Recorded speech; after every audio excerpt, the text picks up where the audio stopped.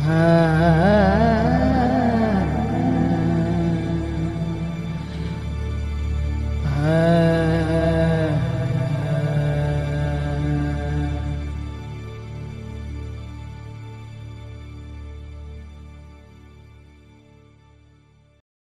Under water पूजा की है उन्होंने तो द्वारका में।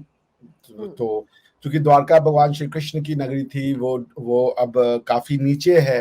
लॉर्ड कृष्णा को लाइट अप किया जाएगा, उनके पिक्चर्स को लाइट अप किया जाएगा। भारत अपनी हर चीज में अपने कल्चर को बहुत ज्यादा प्रमोट करता है और जिस तरीके का जबरदस्त ये ब्रिज बनाया गया है। भारत के साथ मेरी एंगेजमेंट जो है तकरीबन 15 साल, यहाँ आना जाना मेरा तकरीबन 15 साल से है। I have always felt like this is my second home. इसमें no question about it. Over the period of time जो समुद्र का लेवल बढ़ता है तो सिटीज उसके अंदर समा जाती हैं। तो ये आपका अंडर वाटर है ये, तो उन्होंने स्कूबा डाइविंग करी। आपको पता है चूंकि ये गुजरात में है तो वेस्टर्न साइड ऑफ इंडिया है, तो अरेबियन कोस्ट पे ये था। उस बीच का नाम पंचकुई बीच है। हमारे मुल्क में भी टेक्नोलॉजी डेवलपमेंट कितना तरक्की याफ्ता दुनिया कोई अगर यहाँ पर आती है, ये दुनिया किस नजर से पाकिस्तान की तरक्की को देखती है? पाकिस्तान के लिए दिल्ली दूर है। क्या अबे पाकिस्तान के लिए दिल्ली बहुत दूर है। It's a long way to गो।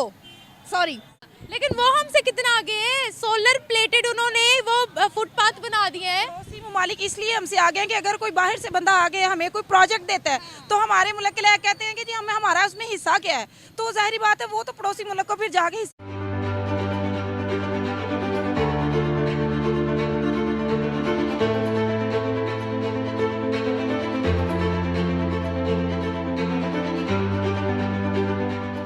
नमस्ते दोस्तों, इंडो पाक रिएक्ट में आपका स्वागत है। जैसे कि आप जानते हैं, भारत के प्रधानमंत्री आए दिन कुछ न कुछ नया प्रोजेक्ट लॉन्च करते हैं। उसे देखने के बाद पाक मीडिया के होश उड़ जाते हैं। दरअसल दोस्तों, मोदी जी ने कल गुजरात में दुनिया का दूसरे नंबर का लंबा ब्रिज उसका उद्घाटन किया है, जो लगभग 2.5 किलोमीटर लंबा है, जो ओखा को द्वारका से जोड़ेगा। दोस्तों, इस न्यूज के आने के बाद से ही पाक मीडिया बात करने के लिए मजबूर हो गया है। अब भारत का मुकाबला उनके बस की बात नहीं रही।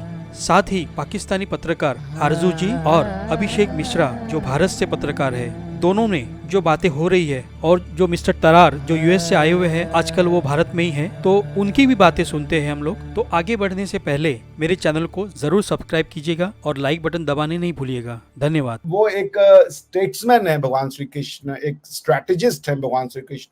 तो उनका है गुजरात, वो मथुरा में पैदा हुए, गुजरात में जाके उन्होंने अपना राज्य किया, जो द्वारका थी। और द्वारका आज भी जो है वो समुद्र के नीचे मिलती है और कहा जाता है कि कम से कम 20-25 हजार साल पुराना है। अब मुझे एग्जैक्ट तो नहीं याद है। तो विच शोज की इंडियन सिविलाइजेशन कितना पुराना है।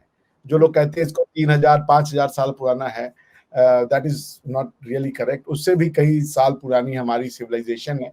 तो ये वही है, वो चूंकि गुजरात के ही हैं तो उन्होंने द्वारका में जाके भगवान श्री कृष्ण का जो डूबा हुआ उनका राजमहल है या जो शहर है, उस पे वहां पे उन्होंने अंडर वाटर पूजा पाठ की। और सुदर्शन सेतु का वो करने गए थे, केबल स्टाइल ब्रिज खुला है हमारे यहाँ पे, उसका इनॉग्रेशन में गए थे। तो उन्होंने दोनों काम कर लिया। तो he is reviving spiritual India. India को मटेरियलिज्म पिछले 70 साल से बनाने की कोशिश की गई। इंडिया के स्पिरिचुअलिज्म को समाप्त करने की कोशिश की गई, वो उसको रिवाइव कर रहे हैं। And I am very happy and glad with what prime minister Modi is doing. ये सौभाग्य है भारत का कि हमें इतना कर्मयोगी, धर्मयोगी और राजयोगी प्रधानमंत्री मिला। शायद भारत माता को तरस आ गया कि भाई बहुत दिन हो गया, एक अच्छा लीडर भारत को दिया जाए। उन्होंने करप्शन का पैसा दिखाना होता है ना, कि ये करप्शन है भाई, हमारा इतना पैसा इस ओवरब्रिज पे लग गया, हमारा इतना पैसा इस मोटरवे पे लग गया। मोटे मोटे खाते तो उन्होंने आवाम को दिखा के पागल बनाना ही है ना। ये बताए दुनिया क्या देखती है कि पाकिस्तान में कितनी तरक्की है? किन लफ्जों में हमें याद करती है दुनिया? मैडम, दुनिया इन लफ्जों में याद करती है कि दुबई जैसी कंट्री, गल्फ, जो यहाँ का जिस तरह कह लंडा बना हुआ था कि लोग वहाँ पे इस तरह चले जाते थे, उस कंट्री ने हमारे पे अपने वर्क परमिट बैन कर दिए हैं। ये तरक्की का आलम है पाकिस्तान का। और मैडम, मैं देख रही थी एक सर्वे भी, उसके अकॉर्डिंग अब सऊदीया भी हम पे अपने वीज़ा बैन कर रहा है।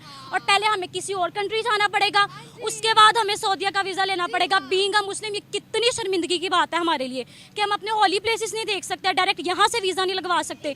मैं कहती हूँ डूब मर जाना चाहिए सारे हुक्मरानों को।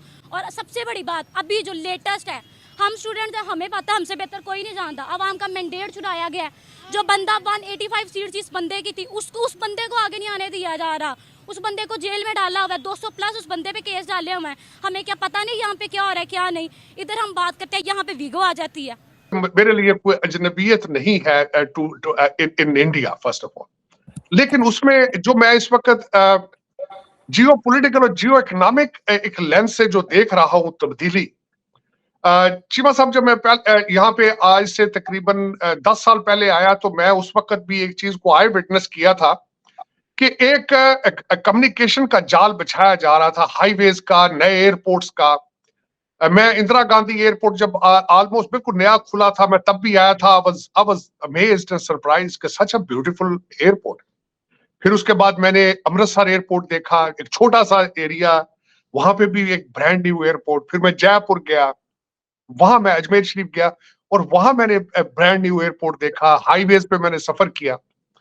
हमारे पाकिस्तान में तो सिर्फ एक मोटरवे है, वो भी कोरिया ने बनाई है, और एलिगेशन है कि उस डाओ से कमीशन लेकर हमारे प्राइम मिनिस्टर ने लंदन में फ्लैट ले लिए थे।